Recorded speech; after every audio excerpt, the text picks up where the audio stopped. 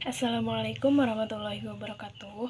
Perkenalkan, nama saya Siti Nur Afifa dari Prodi Perbankan Syariah Reguler Semester 2. Di sini saya akan sedikit menjelaskan materi tentang kepemimpinan, yaitu matkul dari leadership dan perilaku organisasi. Langsung saja, bab 1, pendahuluan. A. Latar belakang. Manusia adalah makhluk Tuhan yang paling tinggi dibanding makhluk Tuhan lainnya.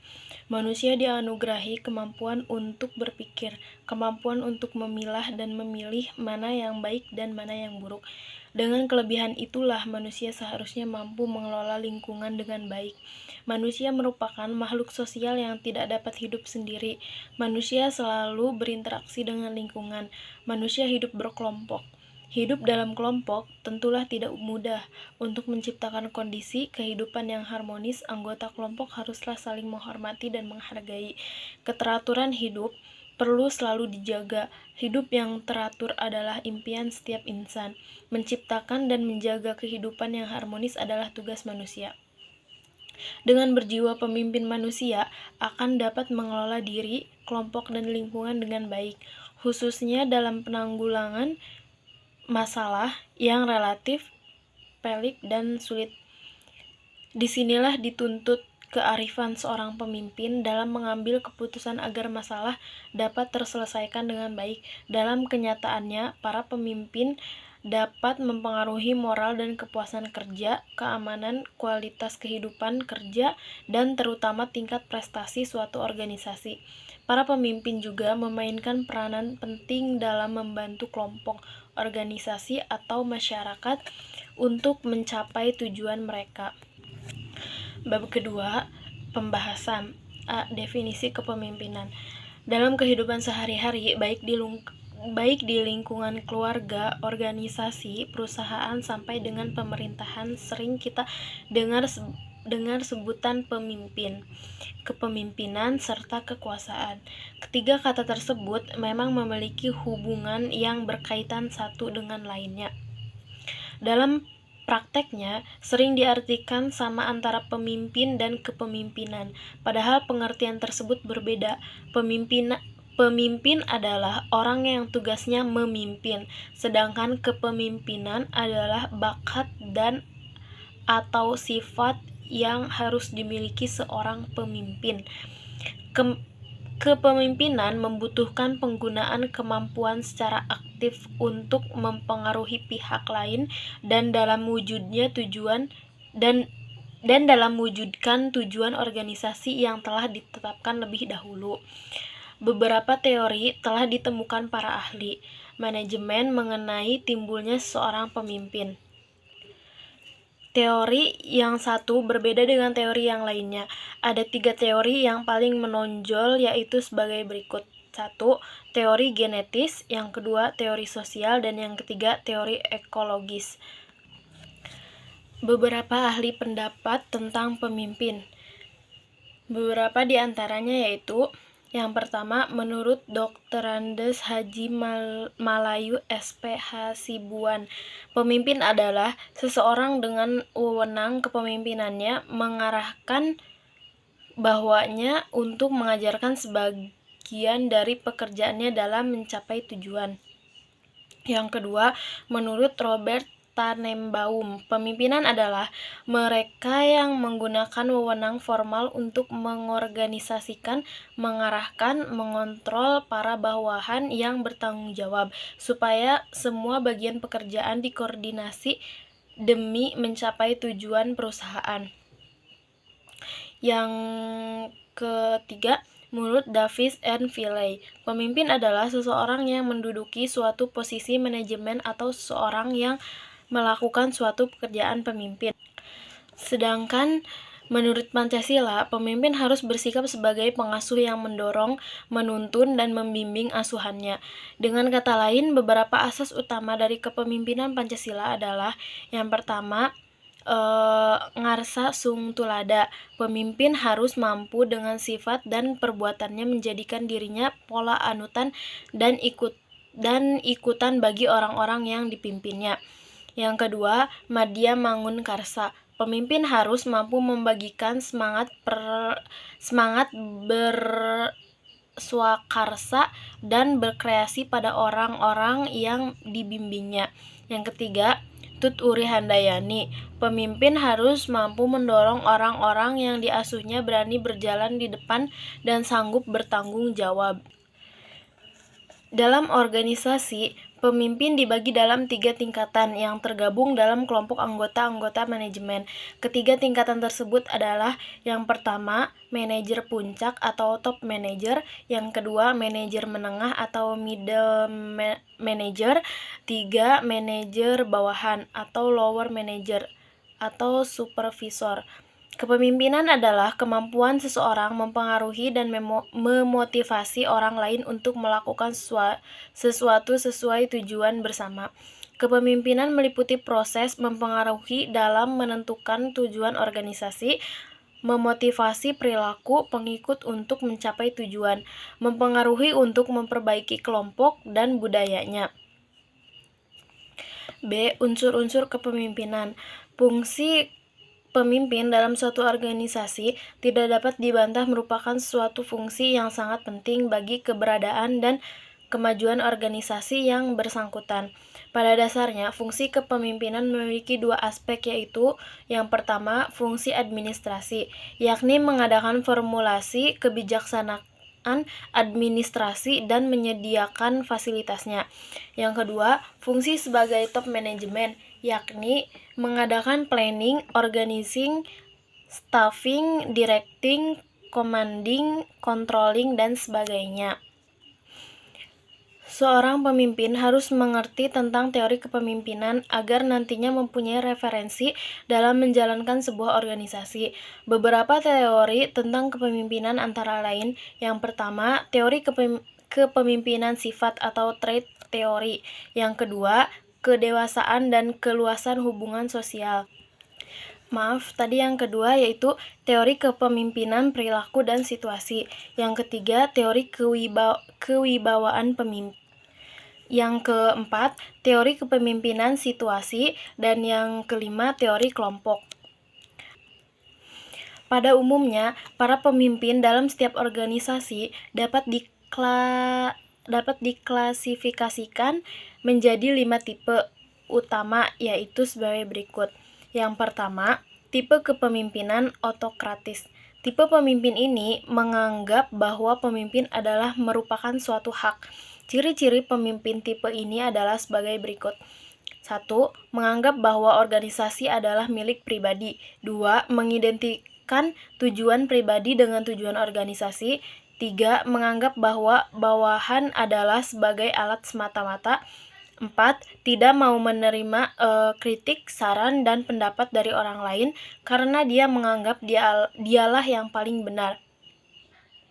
5. Selalu bergantung pada kekuasaan formal.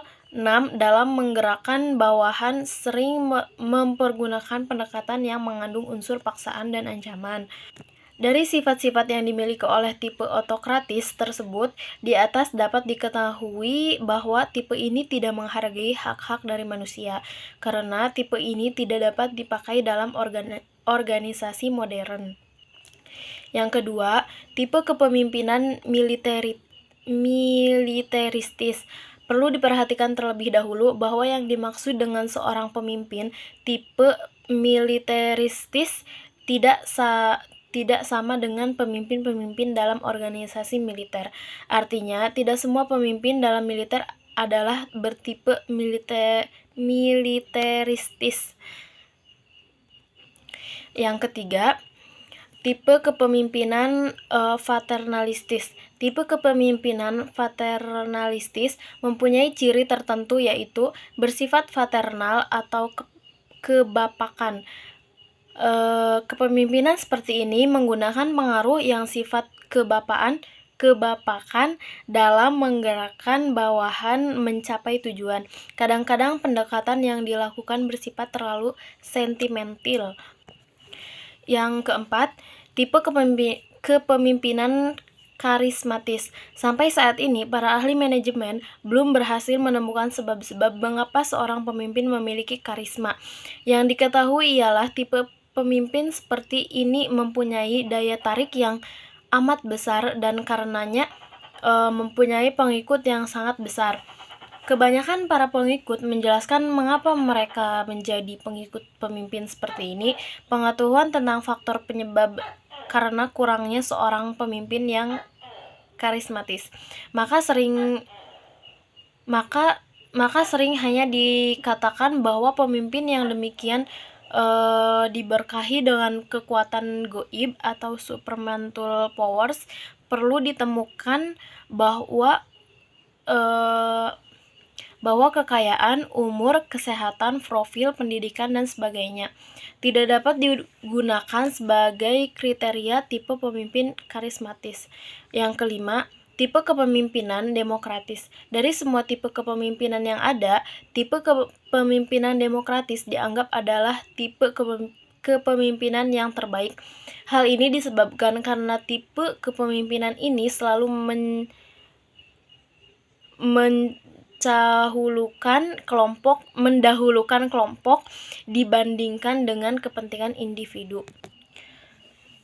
Syarat-syarat pemimpin yang baik. Seorang yang tergolong sebagai pemimpin adalah seorang yang pada waktu lahirnya yang memang telah diberkahi dengan bakat-bakat kepemimpinan dan karirnya mengembangkan bakat genetisnya melalui pendidikan pengalaman kerja. Pengembangan kemampuan itu adalah suatu proses yang berlangsung terus-menerus dengan maksud agar yang bersangkutan semakin memiliki lebih banyak ciri-ciri masalah kepemimpinan.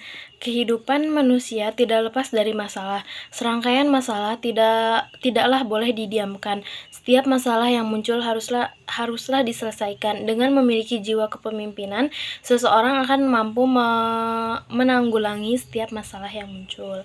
Gaya kepemimpinan adalah cara seorang pemimpin bersikap, berkomunikasi, dan berinteraksi dengan orang lain dalam mempengaruhi orang untuk melakukan sesuatu. Selain gaya kepemimpinan, masih terdapat gaya lainnya yaitu diantaranya satu, autokratis, yang kedua partisipasif, yang ketiga demokrasi, yang keempat yaitu kendali bebas. Banyak studi yang sudah dilakukan untuk melihat gaya kepemimpinan seseorang. Salah satunya yang terkenal adalah yang dikemukakan oleh Blanchard, yang mengemukakan 4 gaya dari sebuah kepemimpinan. Gaya kepemimpinan ini dipengaruhi oleh bagaimana cara seorang pemimpin memberikan perintah, dan sisi lain adalah cara mereka membantu bawahannya. Keempat gaya tersebut adalah sebagai berikut. Yang pertama, directing, gaya tepat apabila kita dihadapkan dengan tugas yang rumit dan staf kita belum memiliki pengalaman dan motivasi untuk mengerjakan tugas tersebut. Yang kedua, coaching. Pemimpin tidak hanya memberikan detail, proses, dan aturan kepada bawahan, tapi juga menjelaskan mengapa sebuah keputusan itu diambil, mendukung proses perkembangannya, dan juga menerima berbagai masukan dari bawahan. Yang ketiga, supporting, sebuah gaya di mana pemimpin memfasilitasi dan membantu upaya bawahannya dalam melakukan tugas. Yang keempat, delegating, sebuah gaya di mana seorang pemimpin mendelegasikan seluruh wewenang dan tanggung jawabnya kepada bawahan. Seorang pemimpin tidak cukup hanya memiliki hati atau karakter semata, tapi juga harus memiliki serangkaian metode kepemimpinan agar dapat menjadi pemimpin yang efektif. Rahasia utama kepemimpinan adalah kekuatan terbesar seorang pemimpin bukan dari kekuasaannya, bukan kecerdasannya, tapi dari kekuatan pribadi. Maka jika ingin menjadi pemimpin yang baik, jangan pikirkan orang lain, pikirkanlah diri sendiri dulu. Tidak akan bisa mengubah orang lain dengan efektif sebelum merubah diri sendiri. Bangunan akan bagus, kokoh, megah karena ada pondasinya. Maka sibuk memikirkan membangun umat, membangun masyarakat, merubah dunia akan menjadi omong kosong jika tidak diawali dengan diri sendiri. Merubah orang lain tanpa merubah diri sendiri adalah mimpi mengandalkan orang lain tanpa mengendalikan diri. Dan yang terakhir bab 3, kesimpulan. A. Kesimpulan.